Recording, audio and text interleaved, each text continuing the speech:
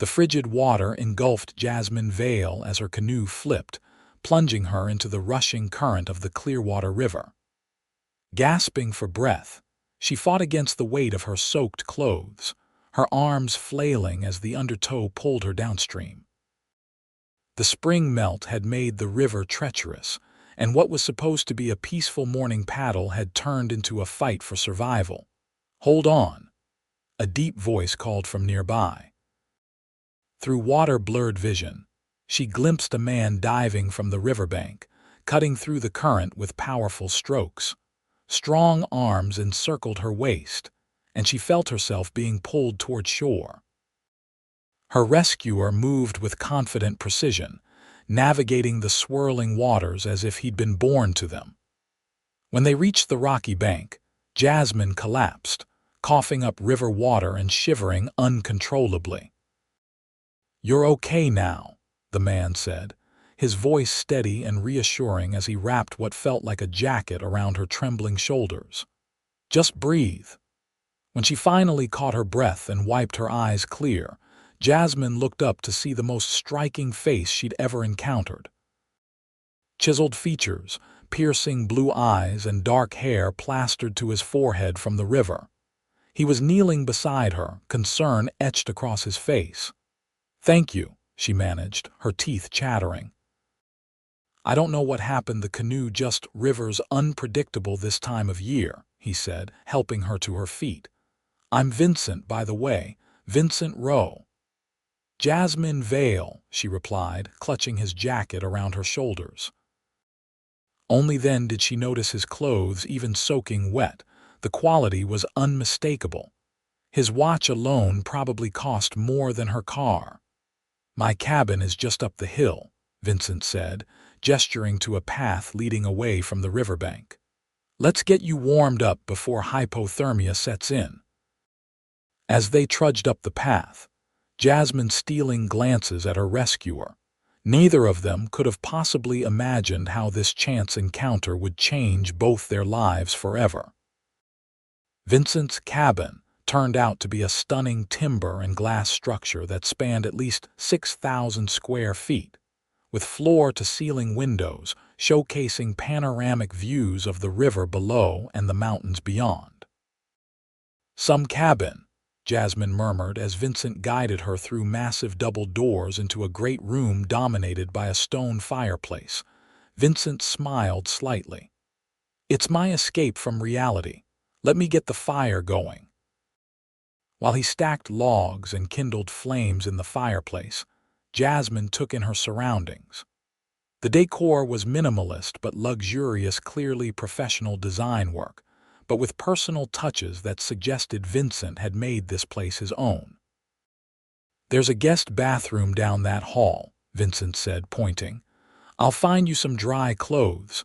They'll be too big, but at least they'll be warm." In the pristine bathroom, Jasmine peeled off her sodden clothes and wrapped herself in a plush towel. Her reflection in the mirror showed a pale face framed by dripping auburn hair, green eyes wide with lingering shock. At 28, she'd always considered herself capable and independent. A wilderness guide should know better than to capsize in spring runoff. The embarrassment stung almost as much as the cold. A soft knock at the door interrupted her self-recrimination.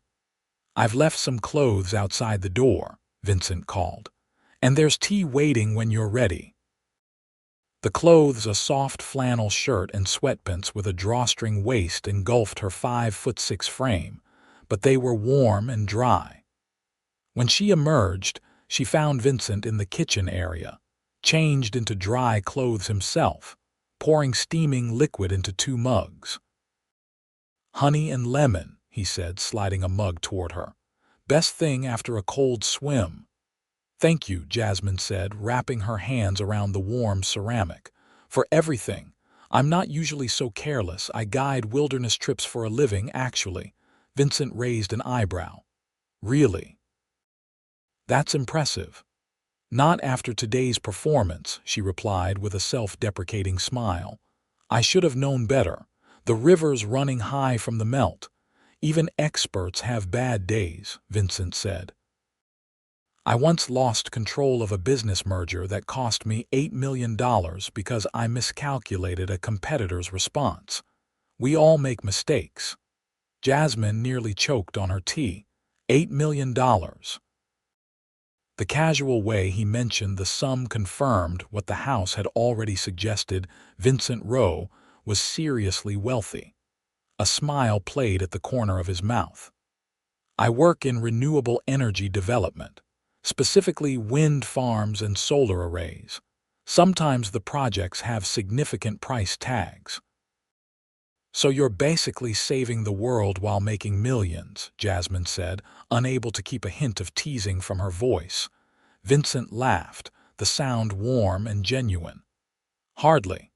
Though I do believe in the work. What about you? How does one become a wilderness guide?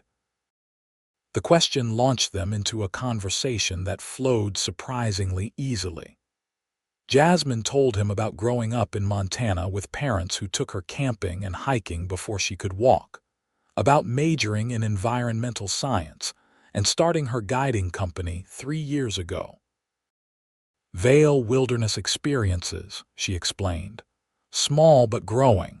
I specialize in women's empowerment retreats and corporate team-building expeditions. That's fascinating, Vincent said, and he seemed genuinely interested. Have you always lived in this area? I moved here 5 years ago. The diversity of terrain makes it perfect for what I do: mountains, rivers, forests, all within relatively close proximity. As they talked, Jasmine found herself drawn to Vincent's intensity. When he spoke about his work, his eyes lit with passion, especially when discussing his newest project, a community-owned solar initiative aimed at helping rural towns reduce energy costs. The technology exists, he explained. The challenge is making it accessible to communities that need it most. Outside, the sky darkened as afternoon slipped toward evening. Rain began to patter against the massive windows, and Vincent added another log to the fire. Your canoe, he said suddenly. We should try to retrieve it. Jasmine grimaced. It probably traveled halfway to the next state by now. I can help you look tomorrow if you'd like, Vincent offered. I know the river well. The offer surprised her. Don't you have multi-million-dollar deals to attend to? I came here to escape those for a while, he admitted. My assistant has strict instructions not to contact me unless there's a genuine emergency. His phone buzzed as if on cue, and he glanced at it with a frown. Speaking of which, he excused himself to take the call, stepping out onto a covered deck despite the rain. Through the glass, Jasmine watched him pace, his expression growing more troubled. When he returned, the relaxed demeanor had vanished, replaced by a tension that seemed to radiate from him. Everything okay? She asked. Just business, he said dismissively, then seemed to reconsider. Actually, no. A project I've been working on for 2 years might be falling apart. A local politician in Nebraska is suddenly opposing our wind farm development, claiming environmental concerns that weren't issues during the entire planning process. What kind of concerns? Bird migration patterns, primarily. Vincent ran a hand through his hair, which we extensively studied and designed around. It feels like a political ploy to extract more concessions. Jasmine hesitated before speaking. Actually, I did my thesis on wind farm impacts on migratory bird populations. If you think it might help, I'd be happy to look at your environmental impact studies. Vincent stared at her for a moment, then laughed softly. I pull a wilderness guide from a river and she happens to be an expert in the exact problem I'm facing. What are the odds? Astronomical, Jasmine agreed with a smile, but the offer stands. I might take you up on that, he said. He glanced at the darkening sky. It's getting late. The roads around here can be treacherous when it's raining. You're welcome to stay in one of the guest rooms until morning. Jasmine hesitated, considering the offer. She barely knew this man, but there was something about him that inspired trust. And the alternative was calling a rideshare to drive 40 minutes to her small rental house in weather that was quickly deteriorating. "If you're sure it's not an imposition," she said finally. "Not at all," Vincent replied. "Besides, I owe you a consultation fee for your bird migration expertise." The guest room was as luxurious as the rest of the house, a king-sized bed with what felt like thousand-thread-count sheets, an en-suite bathroom with a rainfall shower, and yet another stunning view of the river valley below. After borrowing a toothbrush from Vincent's surprisingly well-stocked guest supplies, Jasmine slipped between the sheets, exhaustion from the day's ordeal washing over her. Her last thought before drifting off was of Vincent's intense blue eyes as he'd pulled her from the river. Morning came with sunlight streaming through windows Vincent must have programmed to have their blinds open automatically. For a moment, Jasmine was disoriented. Then the events of the previous day came flooding back. She found more clothes, laid out a t-shirt that would serve as a dress on her, and another pair of drawstring sweatpants. When she ventured out, she found Vincent in the kitchen, preparing what looked and smelled like a gourmet breakfast. He'd clearly showered, his dark hair slightly damp, dressed casually in jeans and a Henley that did nothing to disguise his athletic build. "Good morning," he said, looking up from the stove. "How did you sleep?" "Like someone who nearly drowned, then slept on clouds," Jasmine replied. "That bed is incredible. Glad to hear it." He nodded toward the coffee machine. "Help yourself. Breakfast is almost ready." As they ate eggs Benedict with smoked salmon and perfectly roasted potatoes, Vincent mentioned that he'd already been out early and located her canoe, caught in some branches about a half-mile downstream. "It's a bit battered but salvageable," he reported. "I pulled it onto the shore." "We can retrieve it after breakfast." "You've already done so much," Jasmine protested. "I can't keep imposing." "It's no imposition," Vincent said. "Besides, I rarely get company out here. It's nice." Something in his tone made Jasmine look at him more closely.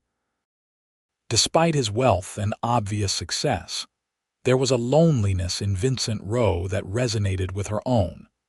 After breakfast, they hiked down to the river where, true to his word, Vincent had secured her canoe. It had a dent in one side and a small crack near the bow, but nothing that couldn't be repaired.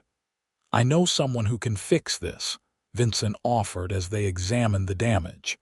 "My groundskeeper is surprisingly skilled with fiberglass and resin." "That would be amazing," Jasmine said gratefully. They loaded the canoe onto a utility vehicle Vincent kept at a small boathouse, then drove it back to the main house. As they worked together, Jasmine found herself enjoying the easy companionship that had developed between them. "So," Vincent said as they finished securing the canoe in his garage, "about those bird migration studies." Jasmine laughed. "Seriously, you want to talk about that now?" "I never mix business with pleasure," Vincent said with a grin, "except when the business is actually interesting and the pleasure involves helping someone who saved my canoe." "I believe you saved me, not the other way around," Jasmine pointed out. "Details," Vincent waved dismissively. "Would you consider coming to my office in town tomorrow? I could have my team present their findings, and you could give us your professional opinion." Jasmine hesitated. "I have a group coming in on Wednesday, a corporate team from Seattle. I need to prepare for their arrival." "Monday then," Vincent pressed. "Just a few hours. I'd consider it a personal favor and I'd compensate you for your time, of course." The earnestness in his expression made it impossible to refuse. "Monday morning works," she agreed, "but no compensation necessary." "Consider it thanks for the river rescue and 5-star accommodation." Vincent smiled, a genuine smile that transformed his face and made Jasmine's heart skip a beat. "It's a deal," he said, extending his hand to shake on it. When their hands touched, Jasmine felt a jolt of awareness that had nothing to do with professional consulting and everything to do with the man standing before her. Monday morning found Jasmine standing outside a sleek glass building in the heart of downtown, feeling distinctly out of place in her most professional outfit: dark jeans, a green blouse, and a black blazer.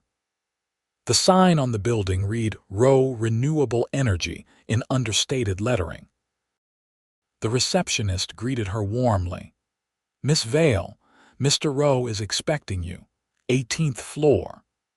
The elevator whisked her upward, opening into a reception area decorated with stunning photographs of wind farms and solar arrays at sunset. Before she could announce herself, Vincent emerged from a conference room, his face lighting up when he saw her. "Jasmine," he greeted her, crossing to shake her hand. "Thank you for coming." In a tailored suit, Vincent looked every inch the successful businessman, a stark contrast to the man who had pulled her from the river and cooked her breakfast. Yet his eyes were the same, that intensity now focused on her. "Happy to help," she replied, suddenly conscious of how casual she looked compared to everyone else in the office. "I've gathered the team in the conference room," Vincent said, guiding her with a light touch at her elbow. "They're excited to meet you." The team turned out to be 5 people, 3 men and 2 women, all dressed in business attire, and looking at Jasmine with curious expressions as Vincent introduced her. Jasmine Vale is an environmental scientist specializing in wilderness ecology, and particularly relevant to our situation, the impact of renewable energy infrastructure on wildlife, Vincent explained. For the next 2 hours, Jasmine reviewed their environmental impact studies, asked pointed questions, and offered suggestions based on her research. The team was receptive and engaged, particularly when she pointed out several strategies they could use to counter the politicians' claims. "The data clearly supports your design modifications," Jasmine concluded. "From what I can see, your team has gone above and beyond regulatory requirements to minimize impact on local bird populations." Vincent looked pleased. "That's exactly what I needed to hear. Would you be willing to draft a brief statement to that effect? Something we could present at the county meeting next week." "I can do that," Jasmine agreed. "Send me the meeting details and I'll review any documentation you plan to present." After the team filed out, Vincent closed the conference room door and turned to Jasmine. "You were brilliant," he said. "They were impressed. I was impressed." Jasmine felt herself flush at the praise. "I was just being honest. Your team did good work. Still, I appreciate your expertise." Vincent hesitated. "Would you have time for lunch? There's a great place just down the street." The invitation surprised her, but Jasmine found herself nodding. "I'd like that." The restaurant was upscale but comfortable, with private booths and a menu that featured local, seasonal ingredients. As they settled in, Vincent seemed to relax, loosening his tie and rolling up his shirt sleeves. "So," he said after they'd ordered, "tell me more about these corporate teams you take into the wilderness. Do they actually enjoy it?" Jasmine laughed. "Some do, some pretend to. But they all learn something about themselves in the process. There's nothing like being responsible for starting your own fire to reveal who you really are under pressure." "I'd love to see that," Vincent mused. "Though I'm not sure my board would appreciate being taken away from their smartphones and forced to collect kindling." "You'd be surprised," Jasmine said.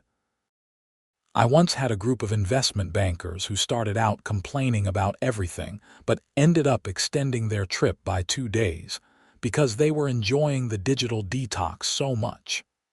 Their conversation flowed easily, moving from work to more personal topics.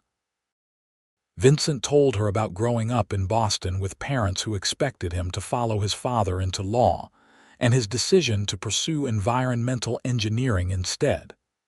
"They came around eventually," he said, "especially when the first company I founded sold for 8 figures. "Just a small success," Jasmine teased. Vincent laughed. "It sounds ridiculous when I say it out loud, but honestly, the money was never the point. I wanted to create solutions to problems that matter. And now you're bringing renewable energy to communities that need it," Jasmine said. "That's something to be proud of." A shadow crossed Vincent's face. "If we can get past these political roadblocks, sometimes I think for every step forward, we take 2 steps back." "But you keep moving forward anyway," Jasmine pointed out. "That's what matters." Their eyes met across the table, and something shifted between them, a recognition of shared values beneath their very different exteriors. The moment was broken when Vincent's phone buzzed. He glanced at it and frowned. "I'm sorry. I need to take this." While he stepped away to take the call, Jasmine found herself studying him, the confident set of his shoulders, the way his hand moved expressively as he spoke. He was undeniably attractive, but it was his passion and intelligence that drew her in. When he returned to the table, his expression was grim. "That was my contact in Nebraska. The opposition is organizing a protest at the proposed site. It's escalating faster than we anticipated." "I'm sorry," Jasmine said. "Is there anything else I can do to help?" Vincent looked at her thoughtfully. "Actually, yes. Would you consider coming to Nebraska with me? Having an independent environmental scientist speak at the town hall could make a difference." The request caught her off guard. "To Nebraska? When?" "Wednesday," Vincent said, then grimaced. "Which I just remembered is when your corporate group arrives. I apologize, it was presumptuous to ask." Jasmine hesitated. The Seattle group was one of her biggest clients, and rescheduling would be complicated. But the earnest look in Vincent's eyes made her want to help. "Let me see what I can do," she said finally. "I might be able to have my assistant lead the first day and join them on Thursday."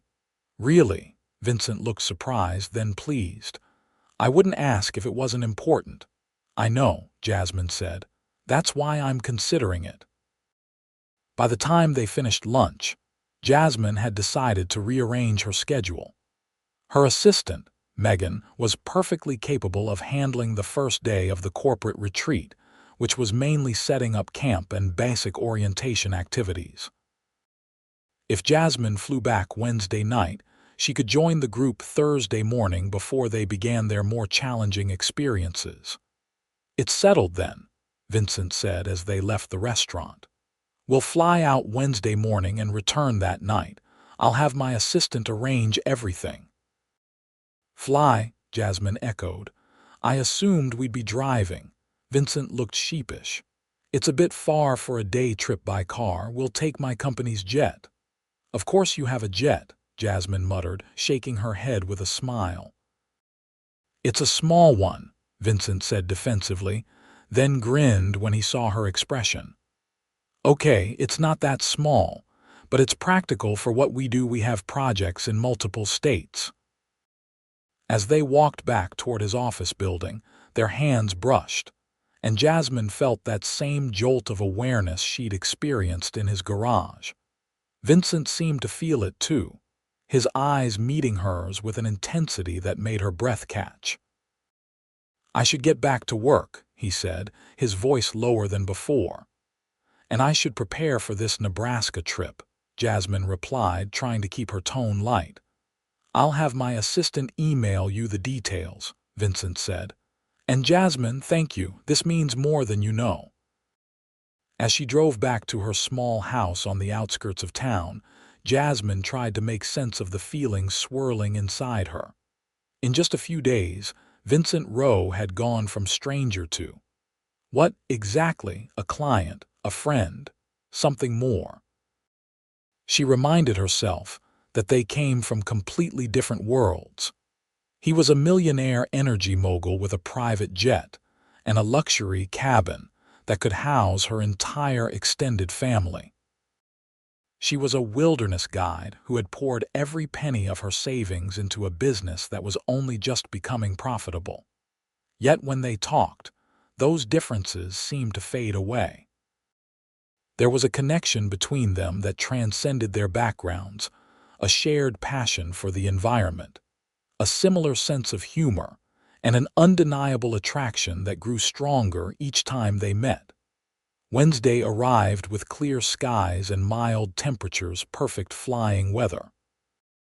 Jasmine met Vincent at a private airfield where a sleek jet awaited them. Despite her attempts to dress professionally in a charcoal pencil skirt and ivory blouse, she felt distinctly underdressed compared to Vincent in his impeccable suit and the flight crew in their uniforms. "Good morning," Vincent greeted her, his smile warming his eyes. "Ready for your first private flight?" "As ready as I'll ever be," Jasmine replied, eyeing the jet with a mixture of trepidation and excitement. The interior of the aircraft was luxurious but tasteful cream leather seats, polished wood accents, and enough room to move around comfortably. As they settled in for takeoff, Vincent briefed her on what to expect at the town hall meeting. "The county commissioner has given us 30 minutes to present our case," he explained. "I'll cover the economic benefits and technical aspects. If you could address the environmental concerns, specifically the bird migration issue, that would be ideal. I've prepared some remarks based on the studies your team shared," Jasmine said, opening her tablet to show him her notes. As Vincent leaned closer to see the screen, Jasmine caught the scent of his cologne, something subtle and woodsy that reminded her of the forest after rain. Their shoulders touched, and she tried to ignore the warmth that spread through her at the contact. The flight passed quickly, filled with preparation for the meeting and conversation that ranged from environmental policy to favorite hiking trails. By the time they landed in Nebraska, Jasmine felt well prepared, but also increasingly aware of how much she enjoyed Vincent's company. A car was waiting to take them to the town hall, where about 100 people had gathered. Some held signs protesting the wind farm, while others wore buttons supporting clean energy. The tension in the room was palpable as Vincent and Jasmine took their seats at the front. The county commissioner, a stern-looking woman in her 50s, called the meeting to order and introduced the key players, the local politician opposing the project, representatives from a bird conservation group, Vincent, and finally Jasmine. "We also have with us today Dr. Jasmine Vale, an independent environmental scientist specializing in wildlife ecology," the commissioner announced. "Dr. Vale will address concerns about the project's impact on migratory bird populations." Jasmine felt a flutter of nervousness as all eyes turned to her. Vincent had introduced her as Dr. Vale on the assumption she had a PhD, a common misconception given her expertise, but not actually true. She made a mental note to clarify that with him later. The local politician spoke first, his voice booming through the microphone as he outlined his concerns about the wind farm disrupting the natural beauty of the area and endangering birds. "These massive turbines create what amount to giant bird blenders," he declared dramatically. "We cannot sacrifice our wildlife for corporate profits." His supporters applauded loudly, while Vincent remained composed, making notes and occasionally leaning over to whisper something to Jasmine. When it was Vincent's turn to speak, he approached the podium with confidence, his voice clear and persuasive, as he outlined the economic benefits of the project: jobs created, tax revenue generated, and energy costs reduced for local residents.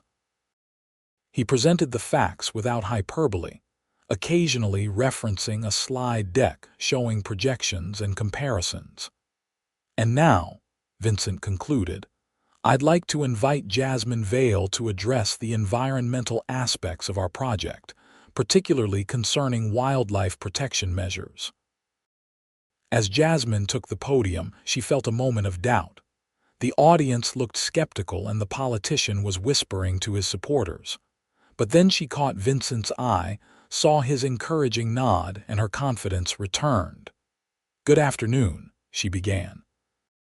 "I'm here today as an independent environmental scientist to address concerns about how this wind farm might affect local and migratory bird populations." For the next 15 minutes, Jasmine presented clear, science-based evidence showing how modern wind turbines, properly sited and with appropriate mitigation measures, posed minimal risk to birds. She explained the specific design modifications in Vincent's project that went beyond regulatory requirements to protect wildlife. "The reality is that climate change poses a far greater threat to bird populations than properly designed wind farms," she concluded.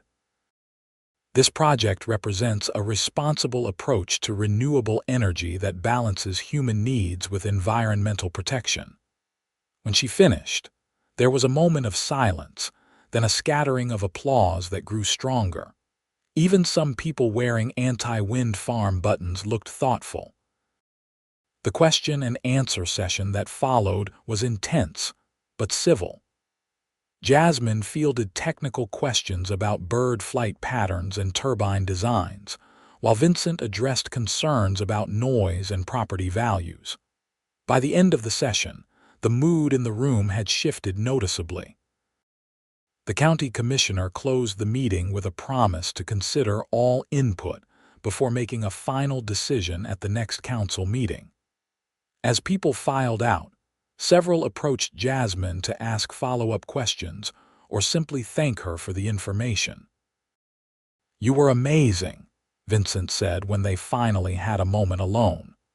"Did you see their faces when you showed that comparison between bird deaths from buildings versus wind turbines? You completely changed the conversation." Jasmine felt a flush of pleasure at his praise. "I just presented the facts. People want to do the right thing when they understand the full picture.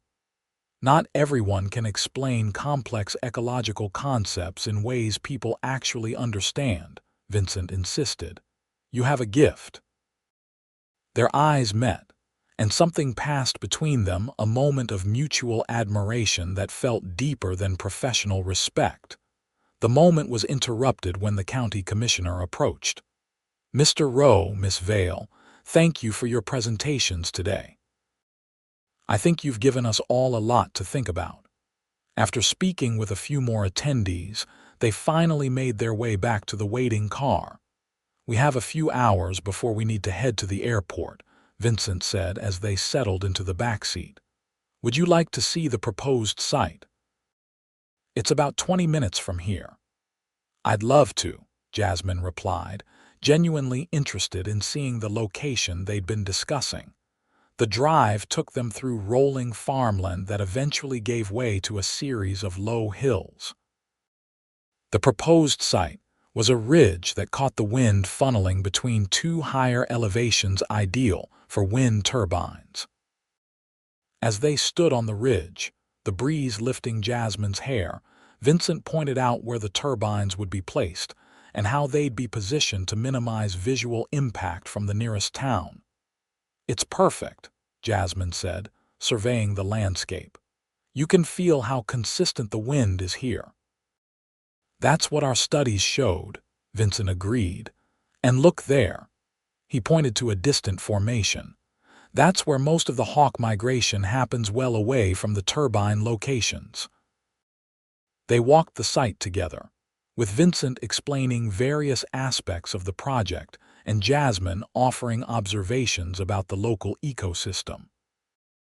As they talked, Jasmine realized how much she enjoyed this side of Vincent, passionate about his work, knowledgeable about the technical aspects, but also deeply connected to the environmental mission behind it. When they reached a particularly scenic overlook, they paused, taking in the vista of farmland and distant hills. "Thank you for coming today," Vincent said, his voice quieter now. "I know you rearranged your schedule on short notice." "I'm glad I did," Jasmine replied honestly. "This is important work." "It is," Vincent agreed. "But it's more than that. I'm finding that I enjoy your company more than I expected to." The admission hung between them, honest and a little vulnerable, coming from a man who exuded such confidence in every other aspect of his life. Jasmine turned to face him fully. "I enjoy your company too," she said softly. For a moment they stood there on the windswept ridge, the air charged with possibility. Vincent's gaze dropped to her lips, and Jasmine found herself leaning slightly toward him. The moment was broken by the buzz of Vincent's phone. He grimaced as he checked it. "The pilot. We need to head back if we're going to make our departure window." The drive back to the airport and the flight home were filled with a new awareness between them. Their conversation remained professional, discussing the meeting's outcome and next steps, but underneath ran a current of unspoken attraction. By the time they landed, it was nearly midnight. Jasmine needed to be up at 5 to reach the corporate group's campsite by their 7 a.m. breakfast. "Let me drive you home," Vincent offered as they disembarked from the jet. "You must be exhausted." "I am," Jasmine admitted, "but I have my car here." "Leave it," Vincent suggested. "I can have someone bring it to your house tomorrow." Too tired to argue, Jasmine agreed. In Vincent's luxury SUV, the leather seat enveloped her comfortably. She fought to keep her eyes open as they drove through the quiet streets. "Thank you again for today," Vincent said softly. "I've been fighting this battle for months, and this is the first real progress we've made." "You did all the hard work," Jasmine replied. "I just explained the science." "You did much more than that." Vincent glanced at her. "You connected with those people, made them see why this matters."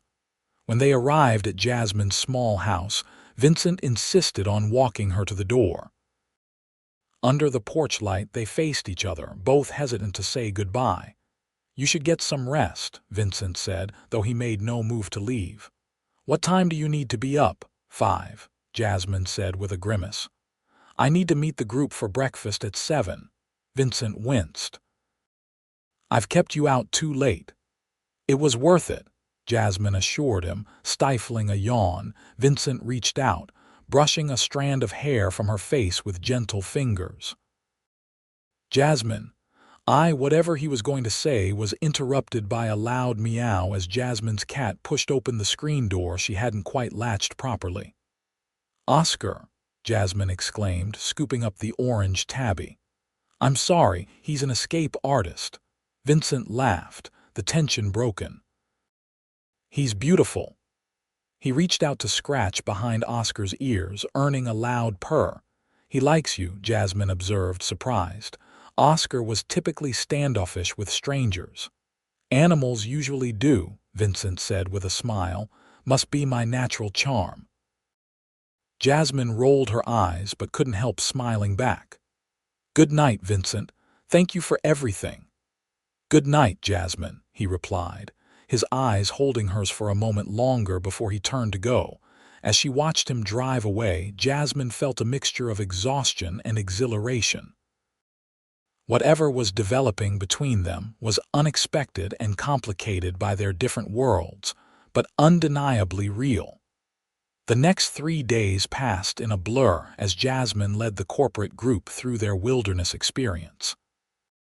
Despite her initial fatigue, she found the work energizing as always, guiding the Seattle tech executives through challenges designed to build teamwork and resilience. On Saturday evening, as she was driving home after seeing the group off, her phone rang through her car's Bluetooth. Vincent's name appeared on the display. "Hello," she answered, trying to ignore the flutter in her stomach. "Jasmine," Vincent's voice filled the car. "How was the corporate wilderness adventure?" "Successful," she replied. One CEO discovered he's terrible at identifying edible plants, and a marketing director overcame her fear of heights on the rock climbing expedition. Vincent laughed. Sounds like a productive few days. Listen, I have some news about Nebraska. Good news, I hope. Very good, Vincent confirmed. The county commission voted this morning. They've approved the project with all our proposed environmental safeguards. Your presentation made a difference. Several commissioners mentioned the bird migration data specifically. That's wonderful, Jasmine exclaimed, genuinely delighted. Congratulations, Vincent, you must be thrilled. I am, he said. And I'd like to celebrate. Are you free tomorrow? I thought we might take a drive up to Lake Silverwood. There's a fantastic restaurant on the North Shore. Jasmine hesitated, aware that this invitation felt different from their previous meetings, less professional, more personal. I'd like that, she said finally. Great, Vincent replied, and she could hear the smile in his voice. I'll pick you up at 11. After they hung up, Jasmine couldn't help the grin that spread across her face. She was looking forward to seeing Vincent again more than she wanted to admit to herself. Sunday dawned clear and warm, perfect for a drive to the lake. Vincent arrived precisely at 11 in a different vehicle than she'd seen before, a classic Aston Martin convertible that probably cost more than her house. This seems a bit excessive for a lake drive, Jasmine commented as she slid into the passenger seat. Vincent grinned, looking boyishly pleased with his toy. It's the perfect day for it. Besides, what's the point of success if you can't enjoy it occasionally? As they drove through winding mountain roads with the top down, conversation flowed easily between them. Vincent told her about growing up as an only child with parents who valued achievement above all else. They meant well, he explained, but their idea of quality time was quizzing me about my college applications while sailing on my father's yacht. That explains the cabin in the woods, Jasmine observed. It's your rebellion getting back to nature. Vincent looked surprised, then thoughtful. I never considered it that way, but you might be right. What about your family? Jasmine told him about her parents, her father, a national park ranger, her mother, a biology teacher, and her childhood spent exploring the Montana wilderness. We didn't have much money, she said, but I never felt deprived. We had adventures instead of possessions. That sounds wonderful, Vincent said with genuine wistfulness. My parents thought camping meant staying at a hotel without room service. Jasmine laughed. Next you'll tell me you've never toasted a marshmallow over a campfire. Vincent's silence was telling. No. Jasmine gasped in mock horror. That's it. We're fixing that immediately. The restaurant at Lake Silverwood was as impressive as Vincent had promised, a timber and stone structure built into the hillside with panoramic views of the water. They were seated at a prime table near the windows, where they enjoyed fresh trout and local vegetables while watching sailboats glide across the lake. After lunch, instead of heading back, Vincent suggested they walk along the lakeshore. As they strolled the path that wound through pine trees along the water's edge, Jasmine found herself relaxing completely in Vincent's company. They stopped at a small beach, deserted except for a family packing up to leave. Vincent picked up a flat stone and sent it skipping across the water's surface 1, 2, 3, 4 bounces before it disappeared. Impressive, Jasmine said. Let me try. Her first attempt sank immediately. Vincent laughed and moved behind her, placing a stone in her hand and guiding her arm through the motion. Like this, he said, his voice close to her ear, his chest warm against her back. It's all in the wrist. Her next throw skipped twice before sinking. Better, Vincent approved, still standing close. When Jasmine turned to face him, their proximity was suddenly electric. Vincent's eyes darkened as they met hers, and this time there was no interruption when he slowly leaned down to brush his lips against hers. The kiss was gentle at first, a question more than a demand. When Jasmine responded, her hand moving to his shoulder, Vincent deepened the kiss, pulling her closer. When they finally broke apart, Vincent rested his forehead against hers. "I've been wanting to do that since Nebraska," he admitted. "Only since Nebraska," Jasmine teased, her heart racing. "Maybe since you emerged from my guest bathroom in clothes 10 sizes too big, looking like the most beautiful woman I'd ever seen," Vincent confessed. They spent the rest of the afternoon exploring the lake area, holding hands and stopping occasionally to share another kiss. As the sun began to set, casting golden light across the water, they reluctantly agreed it was time to head back. The drive home was quiet but comfortable, with Vincent's hand resting on Jasmine's whenever he didn't need it for driving. At her house, he walked her to the door again, but this time there was no hesitation when he pulled her into his arms. "Have dinner with me tomorrow," he murmured against her hair. "I can't tomorrow," Jasmine said regretfully. "I have a client meeting to prepare for a hiking tour next weekend." Tuesday it is," Vincent agreed. He kissed her once more before leaving, a kiss that promised more to come. Over the next few weeks, they fell into a rhythm of seeing each other whenever their schedules allowed. Vincent took her to exclusive restaurants and concerts, while Jasmine introduced him to the simple pleasures of picnics by the river and stargazing from mountain lookouts. Despite their growing closeness, Jasmine couldn't help feeling occasional doubts. Their worlds were so different. Vincent's filled with business meetings, charity galas, and luxury that Jasmine could hardly comprehend, while hers revolved around wilderness trips, modest living, and a connection to nature that was fundamental to her identity. These doubts surfaced one evening as they sat on Vincent's deck, watching the sunset after a dinner he'd prepared. "You're quiet tonight," Vincent observed, his arm around her shoulders. Jasmine hesitated, then decided honesty was essential. "I was thinking about how different our lives are." "Does that bother you?" Vincent asked carefully. "Sometimes," Jasmine admitted. "I'm not sure I belong in your world with its galas and private jets and business meetings."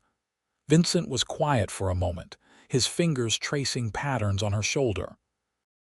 "I don't think of it as my world versus your world," he said finally. "I see it as our lives, which happen to include different experiences and resources." "But those differences matter," Jasmine insisted. "You own a house that's worth more than I'll earn in my lifetime. You move in circles I've never even glimpsed. And you know how to find north without a compass and can identify edible plants in the wild," Vincent countered. "You have skills and knowledge I deeply admire. The money, it's just a tool, Jasmine. It doesn't define me. Doesn't it, though?" Jasmine questioned gently. "At least in how others see you," Vincent sighed. "Some people, yes. It's why I value those who see beyond it like you." He turned to face her directly. "From the moment we met, you've treated me as a person, not a bank account. Do you know how rare that is?" The vulnerability in his eyes touched Jasmine deeply. She reached up to trace his jawline with her fingertips. "I see you, Vincent. The man who dived into a freezing river to save a stranger, who fights for clean energy because he believes in making the world better, who still hasn't properly toasted a marshmallow despite my best efforts." Vincent laughed, catching her hand and pressing a kiss to her palm. "Then trust what you see, not the trappings around it."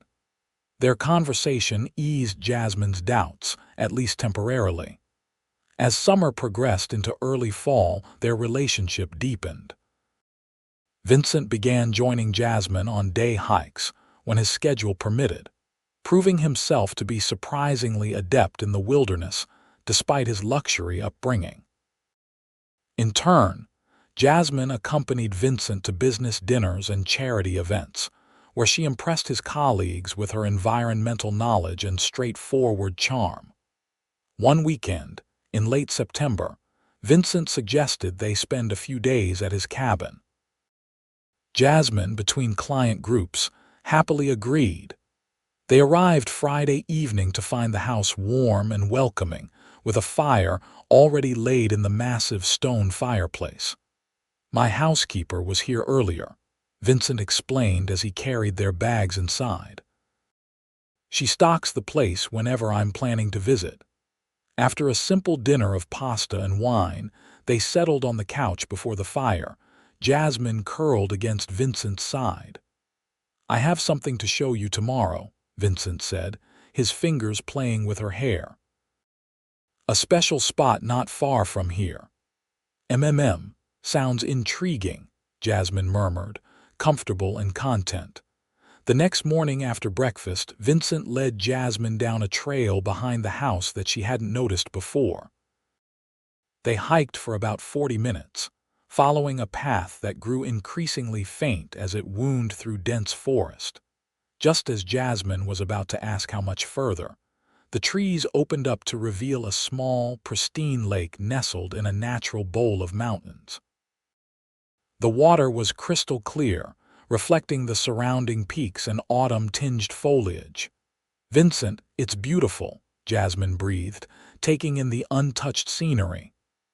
"I found it by accident my first summer here," Vincent said, watching her reaction with pleasure. "As far as I can tell, it doesn't even have a name on the maps.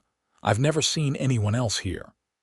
At the lake's edge sat a simple wooden dock extending about 20 feet into the water. Beside it was a small boathouse that contained, to Jasmine's delight, a pair of canoes. "I thought we might paddle around," Vincent suggested, "if you're not too traumatized by your last canoe experience." Jasmine laughed. "I think I can handle it, especially with an experienced rescuer nearby." They launched the canoes and spent the morning exploring the lake's perimeter, occasionally stopping to observe wildlife or simply float in companionable silence. The air was crisp with approaching autumn, but the sun was warm enough to make the excursion comfortable.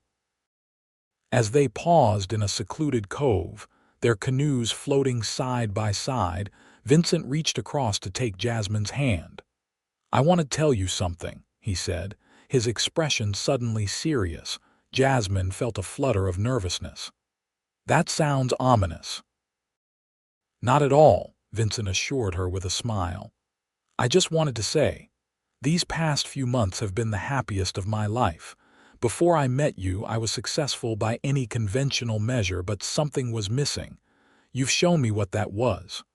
"What was missing?" Jasmine asked softly. "Connection," Vincent replied simply. "Real connection to nature, to community, to another person who sees me for who I am, not what I have." Jasmine squeezed his hand, moved by the sincerity in his voice. "You've given me gifts too, Vincent. Confidence in professional settings I used to find intimidating. A broader perspective on what's possible when resources aren't limited. And most importantly, a partner who respects my independence but makes me feel stronger when we're together." Vincent's eyes were suspiciously bright as he leaned carefully across the gap between their canoes to kiss her. The movement caused the boats to rock precariously, and they both laughed, breaking the emotional intensity of the moment. "Maybe we should continue this conversation on solid ground," Jasmine suggested, still chuckling.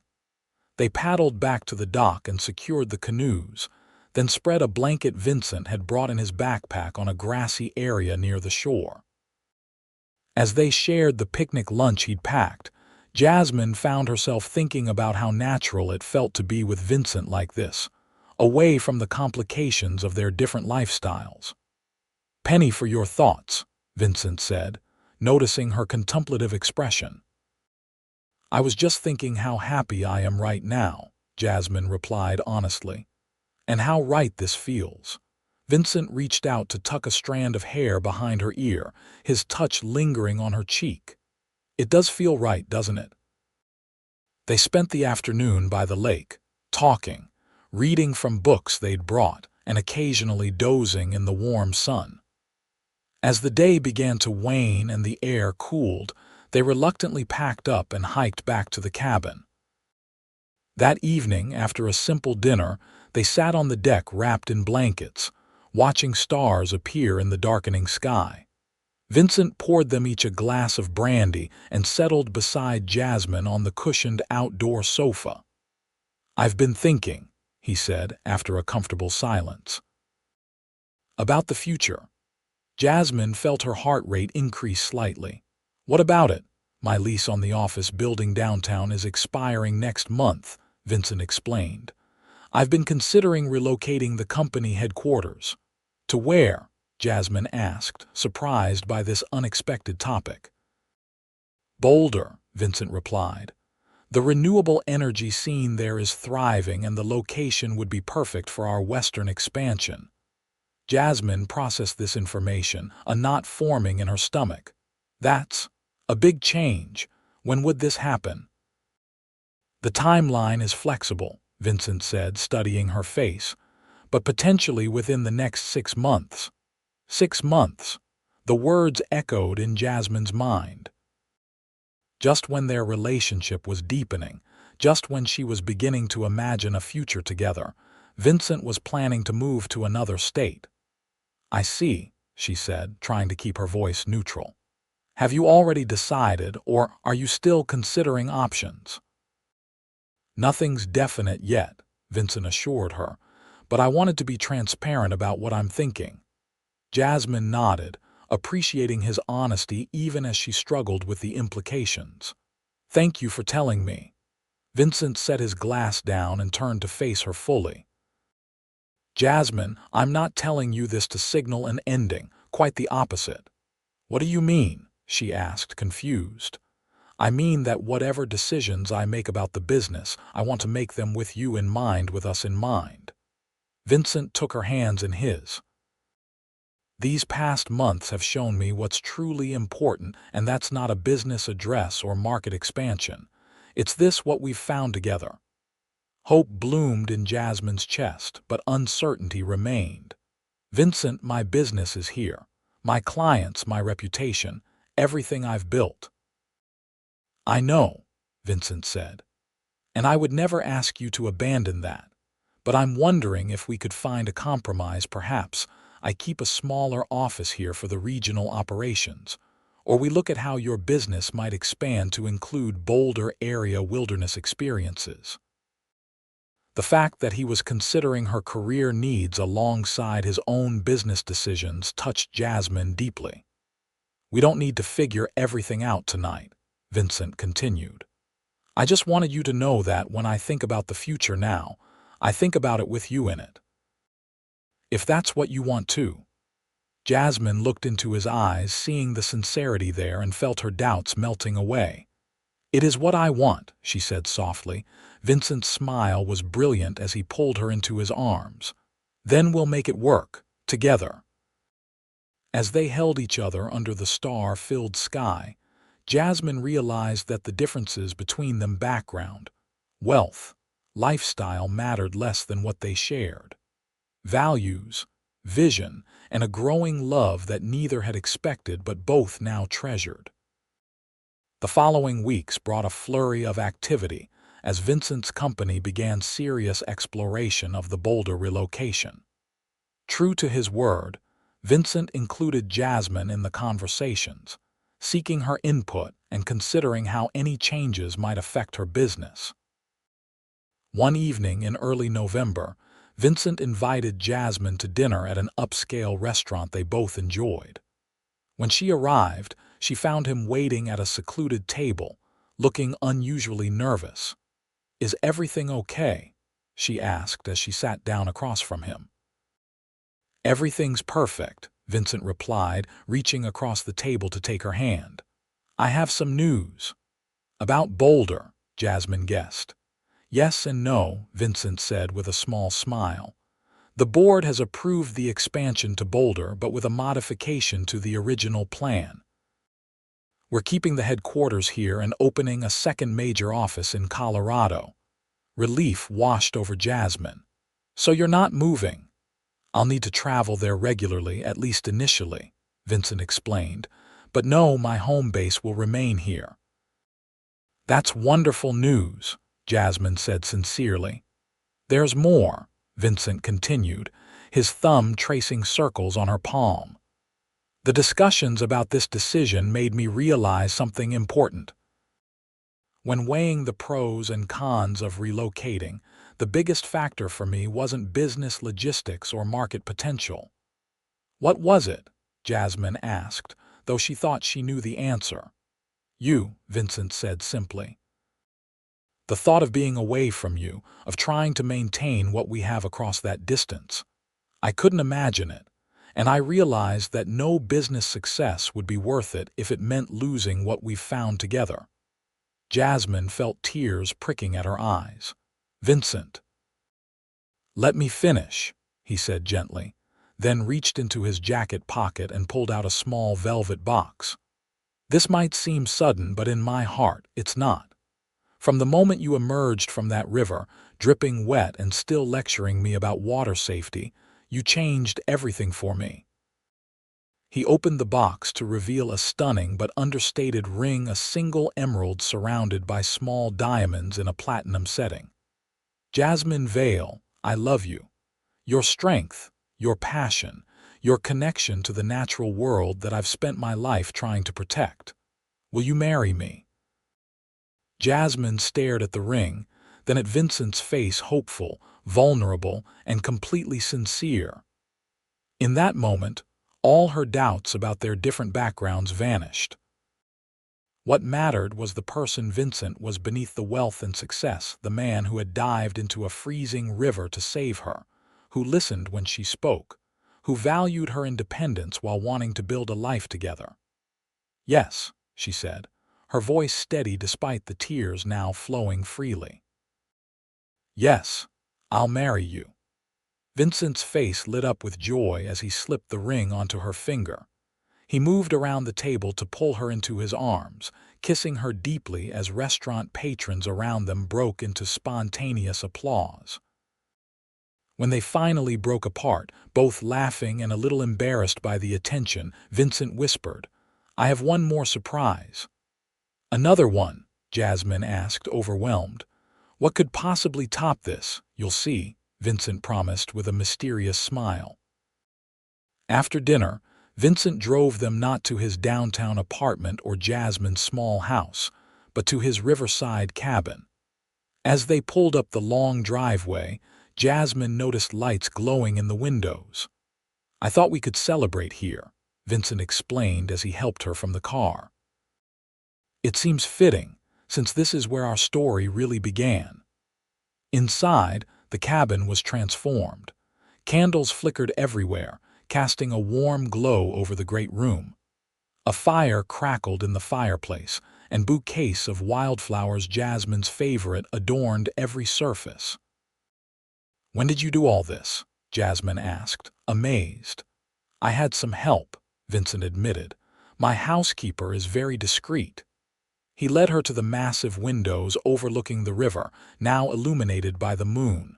The scene was magical silver light dancing on the water that had brought them together. This isn't actually the surprise, Vincent said, turning to face her. Though I hope you like it. I love it, Jasmine assured him. What's the real surprise then? Vincent took a deep breath. I've been thinking about what you said about belonging in each other's worlds. And you were right, there are differences we need to acknowledge. But I want to create something that belongs to both of us equally. He handed her a folder that had been sitting on the coffee table. Inside were architectural drawings of what appeared to be a house, modern but with natural elements, designed to blend into a forested hillside. What is this? Jasmine asked, studying the plans with interest. A proposal, Vincent said, for our home, if you like it. As Jasmine flipped through the drawings, she realized the design incorporated elements that would appeal to both of them: the open, light-filled spaces Vincent preferred alongside the natural materials, and cozier nooks that Jasmine loved. "It's beautiful," she said sincerely. "But where would this be built?" Vincent smiled and pointed out the window toward the forested hillside visible in the moonlight. "Right there. On this property, but using sustainable construction methods and materials. Solar-powered, with minimal disruption to the existing landscape." Jasmine was speechless, moved by the thought Vincent had put into creating a space that would truly be theirs together. "The current cabin would become a guest house," Vincent continued. "And I thought we could develop some of the trails for your wilderness programs, maybe build a few eco-friendly outbuildings for group activities." "You've thought of everything," Jasmine said softly. "I've tried," Vincent admitted, "but what matters most is what you think. This is just an idea. We can change anything, or start completely fresh if you prefer." Jasmine set the plans down and wrapped her arms around Vincent's neck. "It's perfect," she said. "A perfect blend of both of us." Vincent held her close, his face buried in her hair. "That's what I want our life to be," he murmured. "The best of both worlds." Standing there in the moonlight, wrapped in each other's arms, Jasmine and Vincent both knew that whatever challenges their different backgrounds might present, they would face them together, two people who had found in each other not just love, but a shared vision of what truly mattered. 1 year later, Jasmine stood at the edge of the lake Vincent had shown her, now wearing a simple white dress that fluttered in the gentle breeze. Before her, a small gathering of family and friends sat on wooden benches arranged in a semicircle.